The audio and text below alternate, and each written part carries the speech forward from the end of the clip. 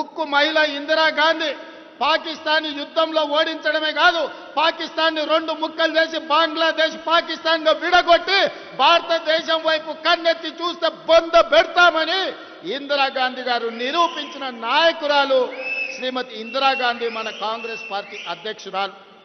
అందుకే ఆనాడు నెక్లెస్ రోడ్లో నేను చెప్పిన, నరేంద్ర మోడీ గారు మీకొకవేళ ఆలోచన లేకపోతే, మీకొకవేళ ఏ విధంగా పాకిస్తాన్ ఓడించాలని అర్థం కాకపోతే ఆనాటి అపరకాలి ఇందిరమ్మను ఆదర్శంగా తీసుకో, ఇందిరమ్మకు దండం పెట్టి బయలుదేరు. ఇందిరమ్మ మహిళా శక్తిగా అపరకాలిగా నీకు అండగా ఉంటుంది. ఇందిరాగాంధీ గారు చూపించిన మార్గంలో నువ్వు పాకిస్తాన్తో యుద్ధం చెయ్యి. 4 కోట్ల తెలంగాణ ప్రజల పక్షాన తెలంగాణ ముఖ్యమంత్రిగా నేను నీకు అండగా నిలబడతా అని చెప్పిన. ఆనాడు అందరికంటే ముందు అమరులైన చనిపోయిన పహల్గాం చలో చనిపోయిన భారతీయులకు క్యాండిల్ ర్యాలీ తెలంగాణ రాష్ట్రం మొట్టమొదట ర్యాలీ నిర్వహించింది.